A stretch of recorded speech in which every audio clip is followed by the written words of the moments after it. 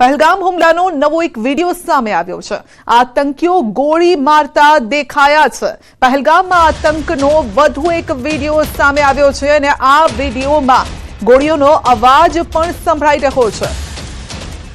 તો 22 તારીખનો આ વિડિયો છે જ્યારે આતંકીઓએ પહેલગામમાં જે પ્રવાસીઓ હતા તેમના પર હુમલો કર્યો હતો અને વધુ એક વિડિયો સામે આવ્યો છે। ત્યાંના પ્રવાસીએ જ આ વિડિયો કેમેરામાં કેદ કર્યો હોય તેવું દેખાઈ રહ્યું છે।